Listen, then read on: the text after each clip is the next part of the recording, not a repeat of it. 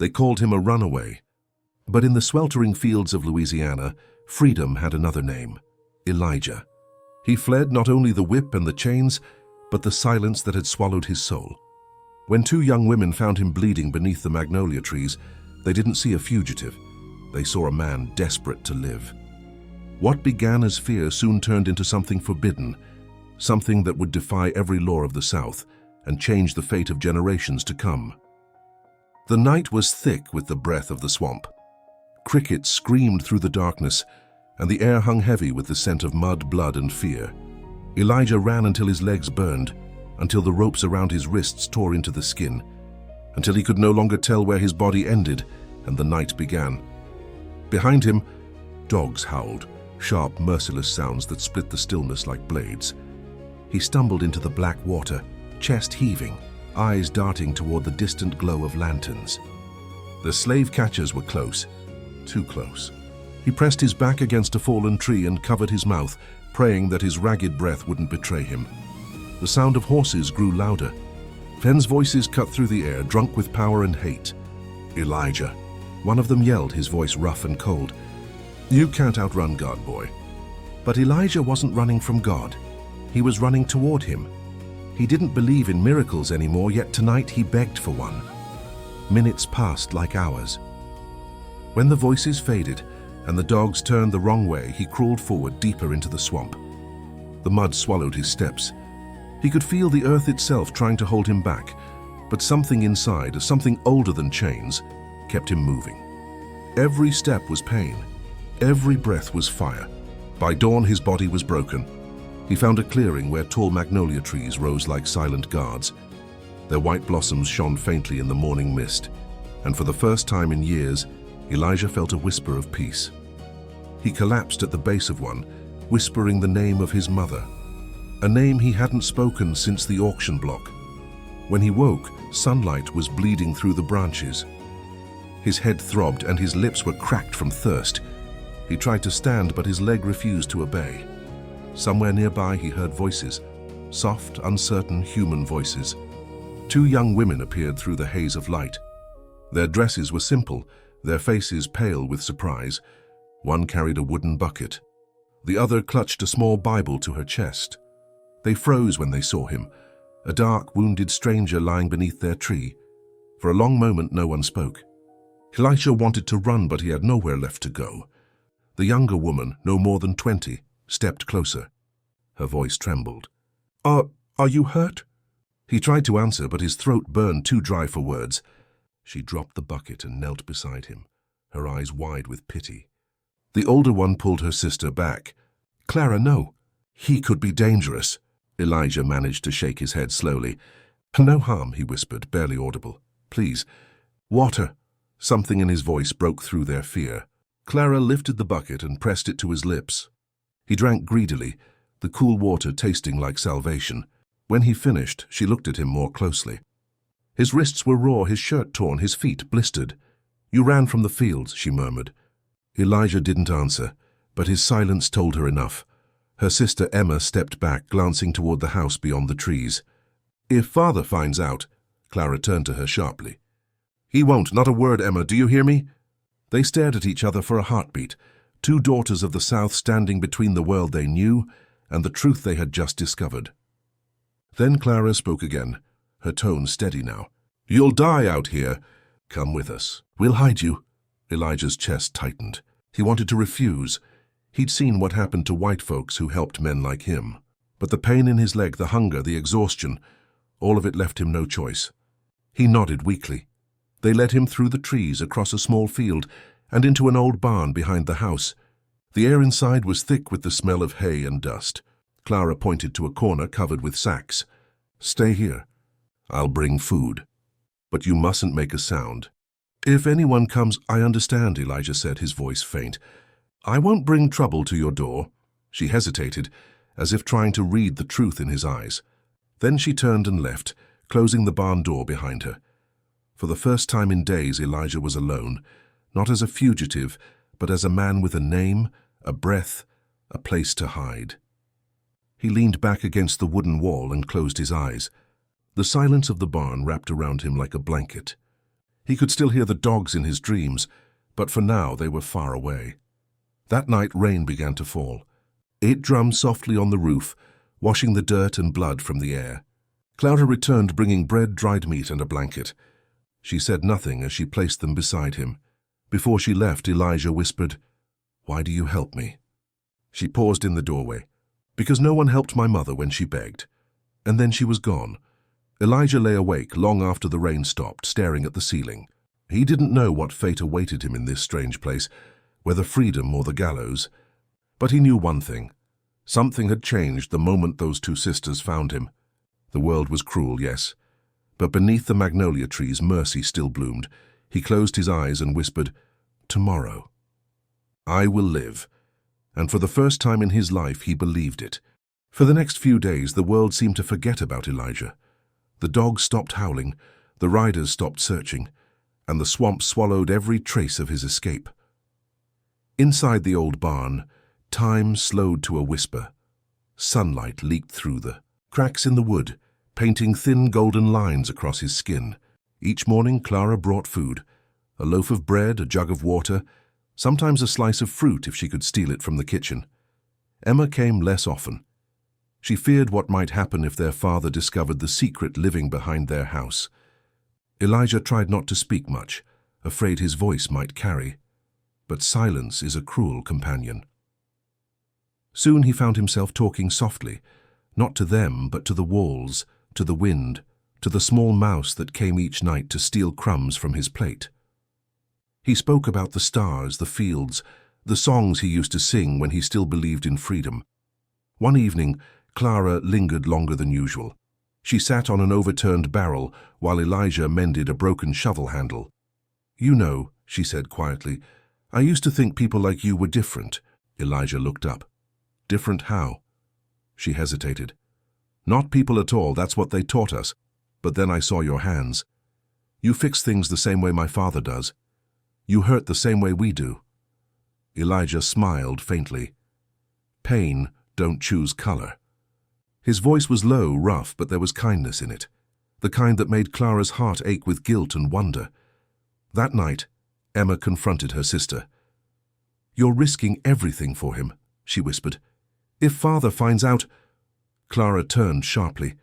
"If father finds out, I'll tell him the truth, that he's not what they say he is. He's a man." Emma's eyes filled with fear. "A man who could ruin us." "Or save us," Clara said. Days turned into weeks. Elijah's wounds healed. He began helping in secret, chopping wood at night, fixing broken gates, leaving small piles of kindling by the kitchen door before dawn. The sisters pretended not to notice, but they always left extra food the next day. One morning, while gathering laundry, Emma found Elijah outside, standing in the fog. He was barefoot, holding a piece of torn cloth that once belonged to his master's uniform. She froze. "What are you doing out here?" He lowered his gaze. "Trying to remember who I was before they gave me a number." Her breath caught in her throat. "What was your name before?" "Elijah," he said simply. "Always Elijah, but they stopped saying it." Emma stepped closer, the fear in her eyes slowly fading. "My mother used to say," she whispered, "if God remembers your name, then you are never lost." Elijah smiled. "Then maybe he remembers mine tonight." From that moment, Emma's fear softened into trust. The three of them built a fragile rhythm, a secret life hidden beneath the magnolia trees. Clara cooked by day. Emma read from her Bible by the window. And Elijah, when the house was quiet, tended the fields by moonlight. He grew beans, corn, and sweet potatoes, small crops that fed them all through the summer. The land, it seemed, had chosen to forgive him. But peace is never a permanent guest. It visits quietly and leaves without warning. Late one evening, thunder rolled over the horizon. A storm was coming. The wind howled through the trees, and the first drops of rain struck the roof like stones. Elijah was inside the barn, mending a fence post, when Clara burst in, breathless. "They're searching again," she said. "The patrol, they're going house to house." Elijah froze. "How close?" "2 farms away." He stood up, his hands trembling. "Then I need to move." "No," Clara said firmly. "You'll never make it in this weather. Stay hidden." He shook his head. "If they find me here, it's your lives they'll take." Emma appeared at the door, soaked and frightened. "They've already questioned the Whitfields. We have minutes." Elijah looked at them both, two women who had risked everything for a man they barely knew. He felt something heavy rise in his chest, a feeling he hadn't known since childhood, belonging. He turned to Clara.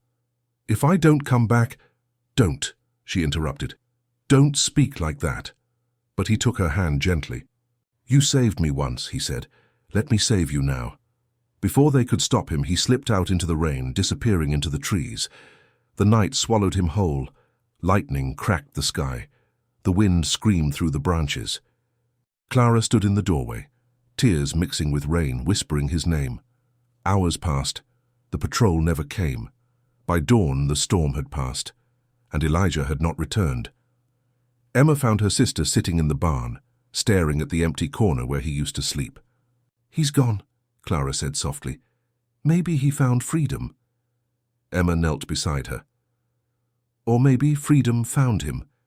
They sat together in silence as sunlight broke through the clouds, flooding the barn with gold. And outside, in the distance, under the tall magnolia trees, fresh footprints marked the mud. The storm had passed, but its memory clung to the earth.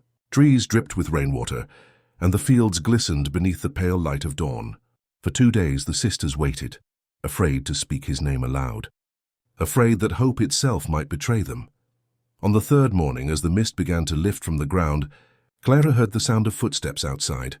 Slow, uneven, human. She froze, clutching her shawl. Then the barn door creaked open, and there he was.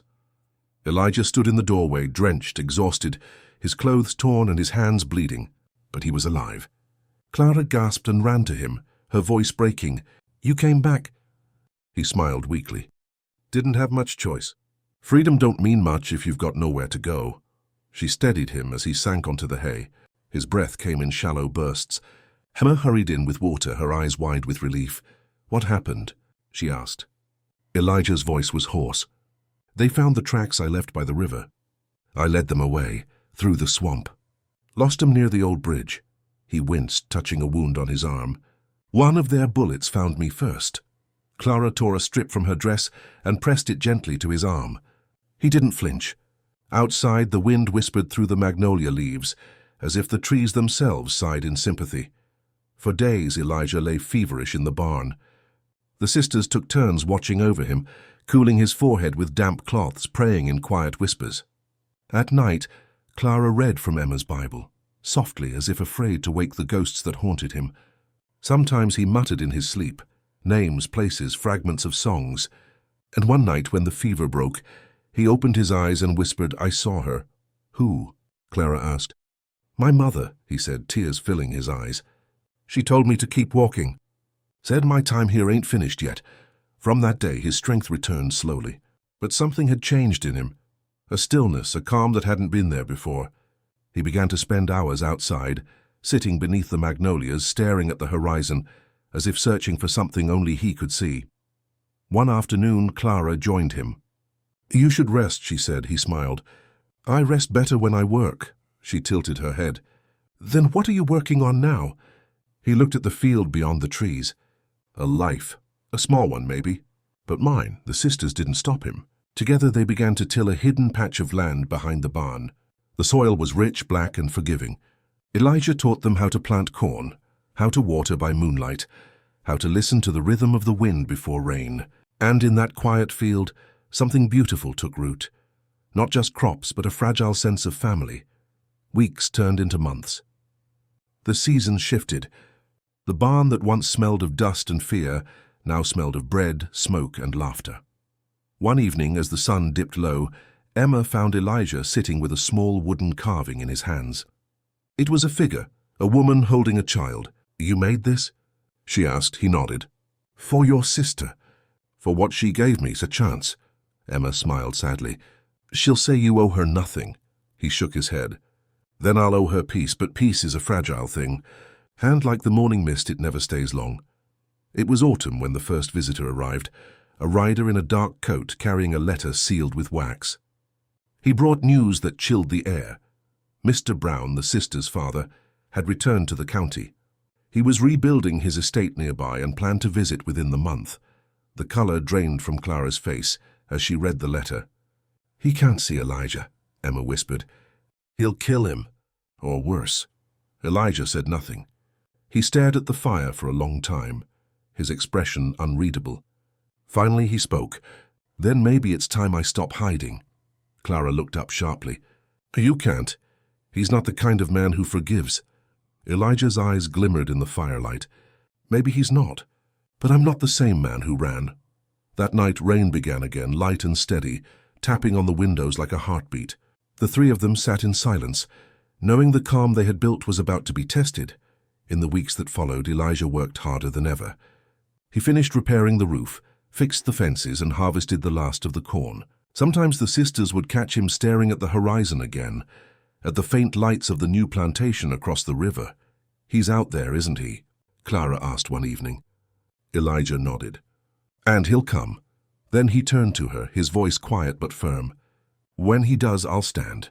The day came sooner than expected. A carriage appeared on the road one morning, its wheels cutting through the red clay like blades. Two horses stopped before the house. A tall man stepped down, silver hair, proud shoulders, eyes sharp as winter. "Father," Clara whispered. Mr. Brown removed his hat, his gaze sweeping the property. "I was told my daughters lived here," he said slowly, "but no one mentioned the company they keep." Behind him, Elijah stepped from the barn, sunlight glinting off his scarred hands. For a heartbeat, no one moved. The air was heavy enough to break. Mr. Brown's voice turned to steel. "Who is this man?" Clara stepped forward. "He's the one who saved us, Father." Emma's voice trembled. "He's family now." The old man's eyes darkened. "Family?" He repeated, the word dripping with disbelief. He turned to Elijah. "You think yourself my equal, boy?" Elijah met his gaze, steady and calm. "No, sir. I think myself free." Silence fell. Even the wind seemed to stop. Mr. Brown's jaw tightened. "Then let's see how long your freedom lasts." He turned and walked toward his carriage, his voice low and cold. "When I return, he'll be gone, or buried." The wheels rolled away, leaving only dust and dread behind.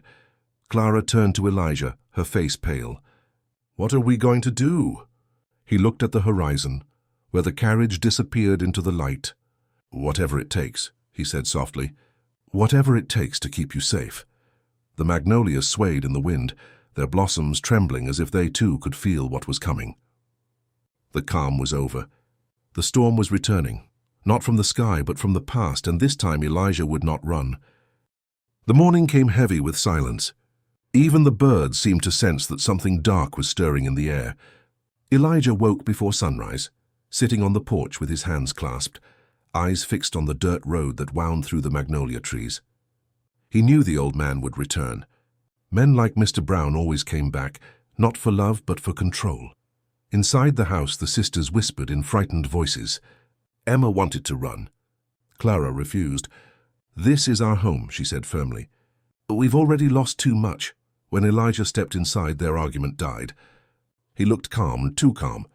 His voice was low, steady, the voice of a man who had already made peace with whatever would come. "If he means to bring trouble," he said, "I'll meet it before it reaches your door." Clara shook her head. "No, we'll talk to him together." Elijah's gaze softened. "You can't reason with a man who thinks he owns people." But Clara took his hand. "Then let him see what he can't own, and not me, not you, not this family." The sun rose slow and red over the fields. The light crept across the wooden floorboards, touching the Bible on the table, the empty bowls, the quiet that held them all. Outside, the world seemed to hold its breath. Around noon, the sound of hooves broke the stillness. The carriage returned, flanked by two armed men on horseback. Mr. Brown stepped down once more, his coat spotless, his eyes full of contempt. Behind him, a deputy dismounted, resting a rifle across his shoulder. "So," Mr. Brown said, his voice sharp as glass, "you still harbor this fugitive. You dishonor your name and your blood." Clara stood her ground. "He is not a fugitive. He is free." Mr. Brown's lips twisted into a cold smile. "Free because you say so?" "Freedom isn't a word for the likes of him." Elijah stepped forward, slow and deliberate. "No," he said. "Freedom's not a word. Fair's a choice." The deputy shifted, gripping his weapon. Mr. Brown raised a hand, stopping him. "I remember you now," he said. "The one from the Harper plantation. You cost me a fortune when you ran." He took a step closer. "Tell me, boy, do you really think a handful of dirt makes you equal to me?" Elijah met his gaze. "No, sir." "Not the dirt. The heart." The air cracked with tension. For a long moment, no one moved. Then Clara spoke, her voice trembling but clear. "If you arrest him, you'll have to take us too." Emma stepped beside her. "Both of us." Mr. Brown stared at his daughters, disbelief flickering into rage. "You'd throw away everything, and for him?"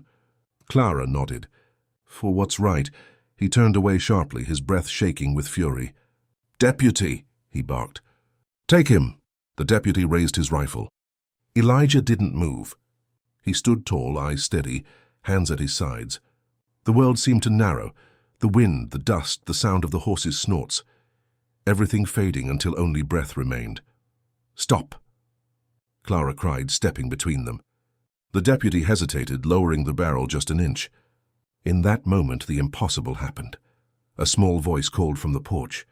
"Papa!" Everyone turned. Two children, a boy and a girl, barely 3 or 4, stood in the doorway, their faces innocent, unaware of the storm around them. The boy clutched a wooden carving, the same one Elijah had made months ago. He ran to Elijah, wrapping tiny arms around his leg. Elijah froze. The world did too.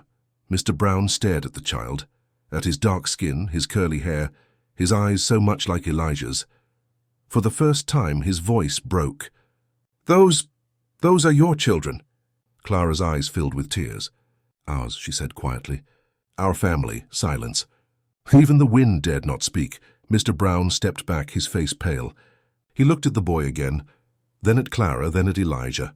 For a moment, hatred flickered, then confusion, then something that looked like shame. He turned away, whispering, "Lord, forgive me." The deputy shifted uneasily. "Sir?" Mr. Brown raised a trembling hand. "Lower your gun." Elijah held the child close, unsure whether to breathe. Clara moved to his side, her hand finding his. Emma watched from the steps, tears running down her cheeks. Mr. Brown looked up at the sky, his voice shaking. "All these years, I built my world on pride, on land, on names. And for what?" He looked back at Elijah. "You took nothing from me, son. You only showed me what I never had." He stepped forward slowly, each word heavy as stone. "I can't undo what was done, but I can choose what happens next." He reached into his coat and pulled out a folded document. "Freedom papers," he said. "Yours, signed and sealed." Elijah didn't take them at first. He only stared, disbelief written across his face. Then with trembling hands he accepted the parchment. The word free glimmered faintly in the sunlight. Mr. Brown turned to his daughters. "You'll stay here. This is your land now. I've no right to it anymore." He looked one last time at Elijah, then at the children. "Raise them well," he whispered. "Teach them to be better than all of us." Then he mounted his horse and rode away, not proud, not angry, but hollow, as if leaving behind a part of himself. The deputy followed without a word. The road swallowed their dust. And for the first time there was no fear in the air, only silence, deep and clean like the end of a storm. Clara turned to Elijah, tears glistening on her face. "You're free," she said softly. "Truly free." He looked at her, at Emma, at the children, and shook his head slowly. "No," he said. "We are." The magnolia petals fell gently around them, white as forgiveness. And in that fragile quiet the world began again. Morning came soft and gold, like a promise whispered by heaven. Mist curled over the fields, and dew clung to every blade of grass, shining like 1,000 tiny stars. For the first time in years the land felt quiet, not the silence of fear, but the peace that follows forgiveness. Elijah stood beneath the magnolia trees, the same trees that once hid his pain, now sheltering his freedom. He watched the children chase each other through the tall grass, their laughter echoing in the cool air. Beside him, Clara hung laundry on a line, humming a slow, gentle hymn. Emma sat on the porch with her Bible, her voice reading softly into the wind. Everything felt fragile, as if one wrong breath could break the spell. But the sun kept rising and life kept moving. Elijah turned the soil with steady hands, planting seeds for the coming season. Each handful of earth felt sacred now. Not a burden, not a chain, but a gift. He could still hear Mr. Brown's words from that day echoing in his mind. Raise them well. Teach them to be better than all of us. And that was exactly what he intended to do. The days grew longer, filled with work and laughter. The children learned to walk barefoot through the fields, to whistle for the chickens, to listen to the whisper of rain on the barn roof. Sometimes at night, Elijah would take them outside and point to the stars. Each one, he'd say, is a soul that found its way home. They never tired of hearing it. Clara often joined him on the porch after sunset. The lantern light cast a soft glow across her face, and the cicadas sang somewhere far off in the trees. "Do you ever think about leaving?" she asked one night. Elijah smiled. "Used to. But where would I go that's freer than here?" She laughed quietly. "Maybe nowhere." He looked at her then, the warmth in his eyes deeper than words. "Maybe nowhere's exactly where I belong." Emma listened from inside, smiling to herself. For all their pain, for all the scars the world had left on them, love, quiet, humble love, had finally found its way through. As autumn came, the harvest was rich. Corn, beans, sweet potatoes. The field yielded more than anyone expected. They gave thanks together beneath the trees, the children's small hands clasped in prayer. For Clara and Emma, it was the first harvest that truly felt earned. For Elijah, it was the first one that didn't belong to another man. One evening, a rider appeared on the road again, but this time there were no rifles, no fear. It was the deputy, older, quieter, hat in hand. He stopped at the gate, nodding respectfully. "Mr. Brown passed last winter," he said softly. "Left word for you." He handed Elijah a sealed envelope. Then he tipped his hat to the sisters and rode off without another word. Elijah turned the letter in his hands for a long time before opening it. The paper trembled as he read. "Elijah, if this reaches you, then I am gone. I see now that the world I built was not worth the pain it cost. I leave you what I once believed could never be yours, land, tools, and the right to call this soil your own. Forgive me if you can, Mr. Brown." The words blurred as Elijah's eyes filled with tears. He folded the letter carefully, placing it inside the Bible on the porch, between two pages worn by time and faith. That night, he walked out to the fields alone. The moon hung low and silver, washing the world in quiet light. He knelt in the dirt, pressing his hand to the ground. "This was once a place of chains," he whispered. "Now it's a place of roots." He closed his eyes and smiled. "Freedom grows here now." Behind him, Clara appeared in the doorway, holding a lantern. The soft glow framed her like a memory made flesh. "Come inside," she said gently. "It's cold." "In a minute," he answered. "I just needed to thank her." "Her?" He pointed to the earth. "The land. She carried me longer than anyone else." Clara's eyes glistened. She set the lantern beside him and knelt next to him in the soil. Together they stayed there, two souls, hands clasped, hearts steady, as the wind whispered through the magnolias above. When morning came again, the house smelled of bread and smoke and life. The children ran barefoot through the yard, their laughter rising with the sun. Emma's voice read scripture from the porch, clear and calm. "Blessed are the peacemakers, for they shall be called the children of God." Elijah looked up, the light catching the curve of his smile. He lifted the smallest child into his arms and whispered, "Remember, little one, peace is the hardest freedom to keep." The magnolia petals drifted down like snow, covering the ground in white. And for a long, quiet moment, everything stood still, the land, the trees, the sky, as if the world itself bowed in respect to the life that had been rebuilt here. The fields were no longer haunted. They were holy.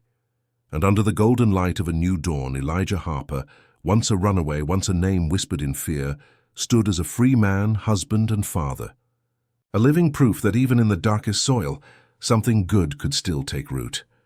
Years passed quietly beneath the magnolia trees. The seasons turned, the soil breathed, and the echoes of the old world faded into memory.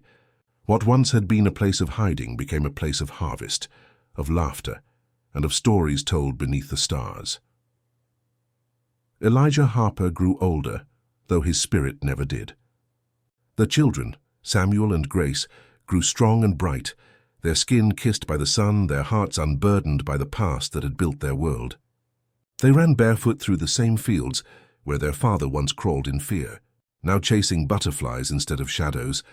Clara watched them from the porch each morning, her heart swelling with quiet pride. Emma, her sister, tended the small garden behind the house, humming the same hymns their mother once sang. Peace had not been given to them. They had built it, inch by inch, seed by seed. Elijah spent most of his days in the fields, not because he had to, but because the land was part of him now. He said the earth had a language, and if you listened long enough it told you when it was happy. And the earth, it seemed, was finally at peace. Sometimes in the cool evenings, the family gathered around the old wooden table. The children begged for stories. "Tell us about the time you ran from the soldiers," Samuel would say, eyes wide with wonder. Elijah would laugh, shaking his head. "You don't need to hear about running. You need to hear about standing." And he'd tell them instead about courage, not the kind that fights with fists, but the kind that chooses mercy over revenge, about love that defied laws, about forgiveness that freed both the chained and the ones who forged the chains. Grace always listened in silence, her hand resting against his arm. One night, when the cricket sang and the lantern burned low, she asked softly, "Papa, were you ever afraid?" Elijah smiled faintly. "Every day, my girl. But fear ain't what stops a man. Only forgetting who he is can do that." He pointed toward the magnolia trees outside. "You see those blossoms? They fall every year, but the roots stay strong. That's how we live. That's how we remember." Years rolled forward like gentle waves. The house aged, the trees grew taller, and time began to whisper its slow goodbye. One autumn evening, Elijah sat on the porch alone, watching the last light fade beyond the fields. His hands, the same hands that once bled from chains, rested quietly on his knees. He could hear laughter inside, Clara's soft voice scolding Samuel for tracking mud through the kitchen, Emma humming near the stove. He smiled, eyes glistening with peace. When the sun finally disappeared, he whispered a prayer. "Thank you, Lord, for letting me live long enough to see freedom grow." That night, the wind carried his words across the fields, through the magnolias, up toward the stars. By morning, the house was still. Clara found him on the porch, head bowed, a faint smile still on his lips. He had gone quietly, like a man walking home. The years after his passing were hard at first, but Clara never let grief turn into despair. She told the children, "Your father didn't die in sorrow." He finished his story. They buried him beneath the largest magnolia tree, the one that had sheltered him on the night he first found them. Emma carved the words into the stone herself. Elijah Harper, 1827–1894. He ran for freedom, but found it in love. Each spring, the magnolia blossoms fell upon his grave like snow, and each time the petals touched the earth, Samuel and Grace gathered them and placed them at the foot of the cross. As the years passed, the children grew into the kind of people their father had dreamed of. Samuel became a teacher.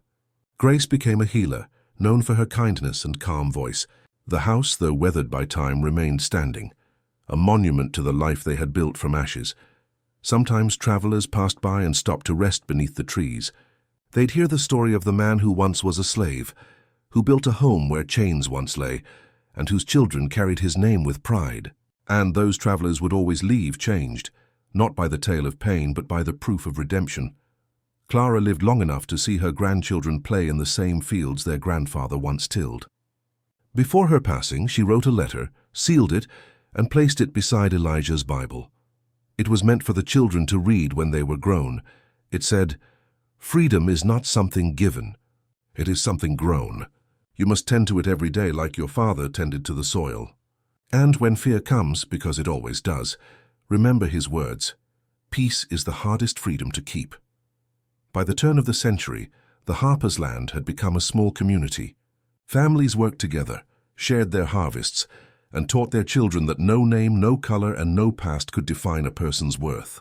The old magnolia trees still stood tall, their roots deep and steady, guardians of a legacy born in suffering and reborn in grace. One evening, as the sun dipped low and the fields glowed like amber fire, Samuel Harper, now a man with silver in his hair, stood at his father's grave with his daughter by his side. She looked up at him and asked, "Papa, was grandfather real? Or just a story?" Samuel smiled softly. "Both," he said. "All the best men are." He placed a single blossom on the stone. The air smelled sweet, like honey and memory. Hands somewhere in the wind, it almost felt as if Elijah's voice still lingered. steady, warm, unbroken. Freedom ain't just living without chains, it seemed to say. It's choosing love, when the world gives you every reason not to. The girl took her father's hand. "Will you tell me his story again?" Samuel nodded. "Always." And as they walked back toward the house, the magnolia petals drifted through the air like snow, falling softly over the land that had once been stained with sorrow, now reborn in peace. The world kept turning. The fields kept growing, and the legacy of Elijah Harper lived on. Not in books, not in monuments, but in hearts that still believed that even from the darkest soil, light can bloom.